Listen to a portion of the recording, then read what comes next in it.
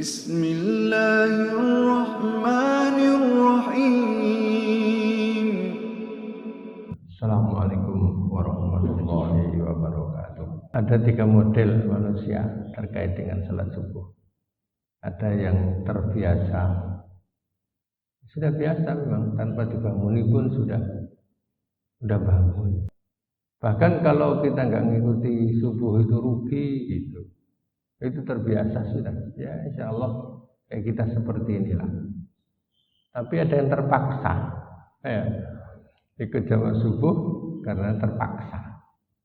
Punya tamu, biasanya nggak sholat subuh. Tuan rumahnya maksudnya. Tapi begitu ada tamu itu biasa subuhan. Hanya kalau subuhan di mana? Saya nanti ikut subuhan di masjid itu. Gitu. Akhirnya tuan rumah ya. Karena tamunya ikut subuh ya ikut subuh. Gitu. Itu namanya terpaksa. Tapi ada yang tersiksa. Gitu. Paksa subuhan. Gitu ya. Nah, ini kita termasuk yang mana? Ini kata Pak Prof Mukti. Jadi ada orang subuhan itu terbiasa, terpaksa, dan ada yang tersiksa. Gitu. Mudah-mudahan kita yang pertama ya, bangun sendiri, bahkan tanpa ada alarm itu sudah bangun, bahkan seakan-akan sudah ada yang banguni, sehingga enak nyaman gitu. Itu namanya yang terbiasa. Mudah-mudahan amal kita diterima oleh Allah Subhanahu Wa Taala. Amin ya rabbal alamin. Jangan bahagia. Bab baru ini adalah anjuran makan dari hasil usaha sendiri. Menjaga diri dari meminta-minta. Kita itu disuruh Rasulullah itu anjuran untuk makan dari hasil usaha. Karena hasil usaha sendiri itu yang terbaik. Dan menjaga diri dari meminta-minta. Dan memperlihatkan diri agar orang itu ngasih kita. Memperlihatkan diri bersedih, ngeluh. Kayak orang itu perhatikan kita kemudian memberi kita. Ini jangan. Makanya dalam masalah zakat itu ada istilah as-sa'il dan ada istilah mahrum. As-sa'il itu orang yang minta-minta, kemudian dikasih zakat. Tapi ada yang mahrum. Mahrum ini dia betul-betul menjaga diri, nggak mau menampakkan dirinya. Ya, sekalipun memang dalam kondisi kekurangan, tapi dia tidak mau minta-minta. Nah ini mahrum ini bagus bila dibandingkan dengan yang meminta.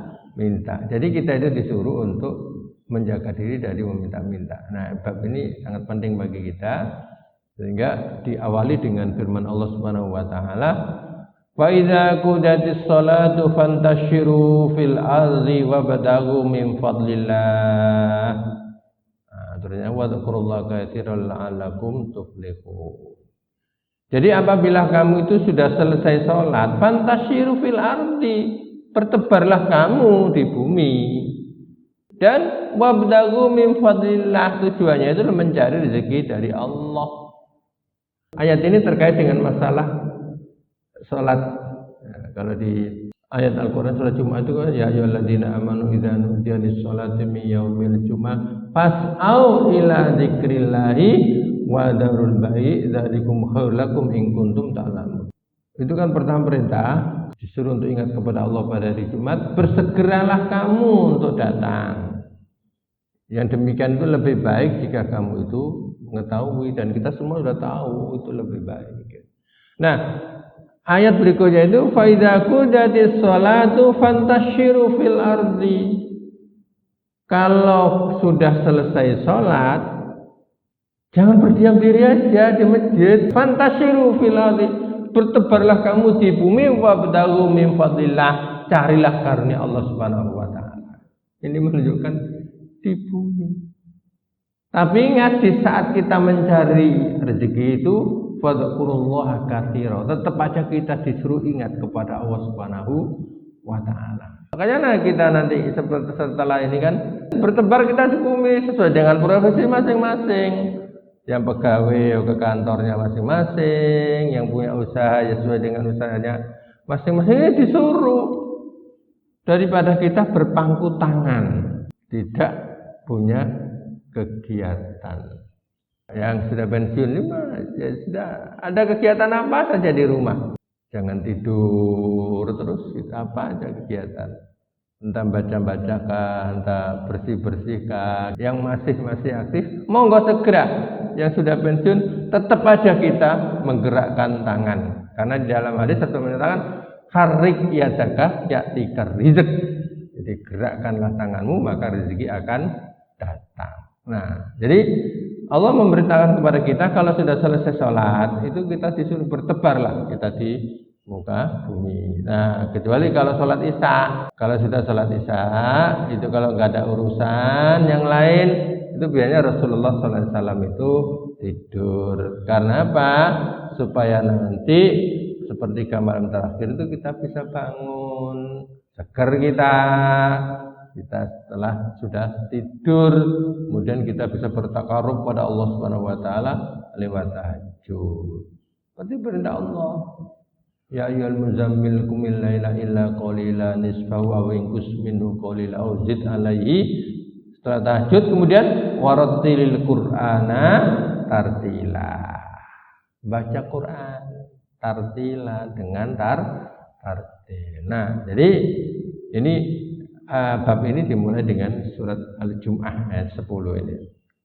Kemudian hadis Rasulullah sallallahu alaihi wasallam ini menggambarkan bagaimana mulianya orang itu bekerja bila dibandingkan dengan minta-minta.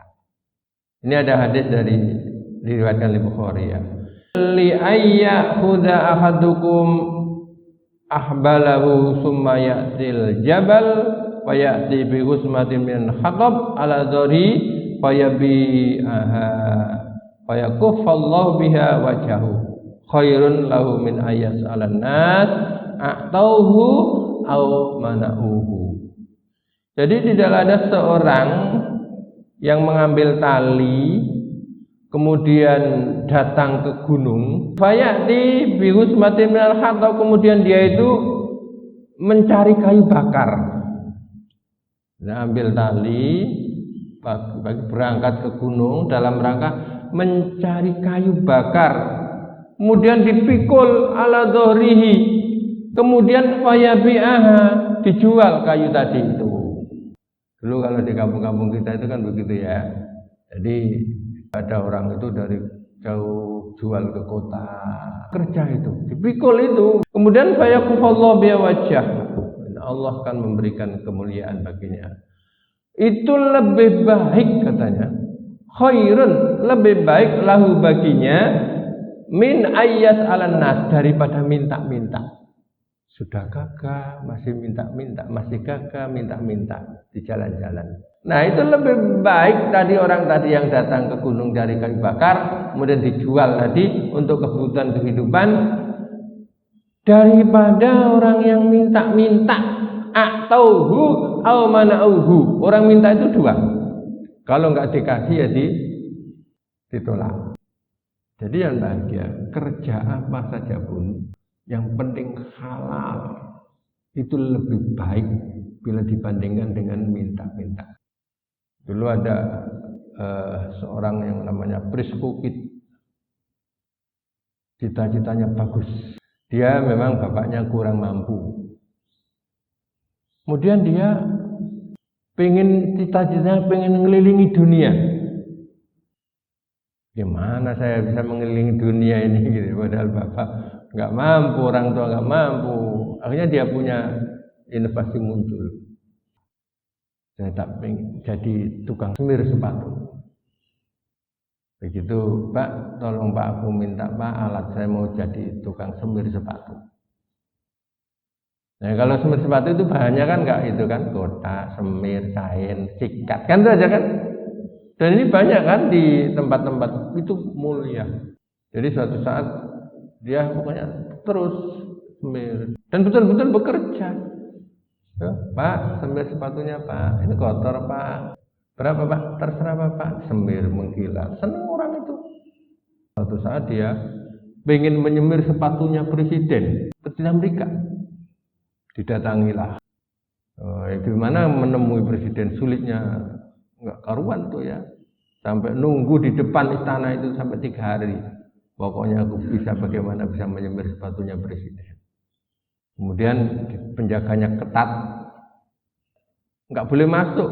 Suatu saat istrinya yang keluar, ada keperluan, kemudian menemui istrinya, pengen ketemu dengan Pak Presiden. Diizinkan oleh istri. Apa dia bilang? Pak Presiden, saya pengen menyemir sepatu sampean. Saya ini briscoe kid. Loh, sepatu sudah bagus ya. Pengen aja sekalipun saya olesi. Saya minta surat atas tulisan bahwa briscoe kid telah menyemir sepatu presiden. Minta pengakuan Bapak. Nah, memang betul-betul disemir yang dikasih coret. Dengan bahan itu dia itu apa? Dia berhasil mengelilingi dunia. Dia berhasil untuk menjadi orang kaya gara-gara dengan semir sepatu. Nah, ini perlu juga dan bahagia. Jadi yang penting kita itu kerja apapun profesi kita yang penting halal. Seperti berisiko kita tadi itu berhasil gara-gara semir sepatu. Makanya di sini belum ada. Saya lihat itu yang ada itu sul sepatu. Nah, kalau mungkin di Jawa di sana di terminal-terminal itu kan banyak. Pak, semir sepatu, Pak, semir. Oh, itu bagus. Daripada minta dan banyak kan semir, kain, sikat dengan kotak di bawah. Bahkan orang seperti itu kadang-kadang kuliah orang itu. Dan kuliah sambil bekerja seperti itu sangat mulia. Nah, ini profesi kita itu masing-masing. Kemudian kita tekuni dengan sungguh-sungguh. Yang penting kita itu dalam rangka untuk mencari ridho Allah Subhanahu wa taala, dan kita perintah ayat Quran ini adalah fa idza qudiyatis sholatu fantashiru fil ard wabtaghu min fadlillah. Apabila kamu sudah selesai salat, bertebarlah kamu di bumi, bekerja sesuai dengan profesi kita masing-masing, karena Quran menyatakan inna sa'yakum lasyatta. Sungguhnya pekerjaanmu itu, perbuatanmu bermacam-macam.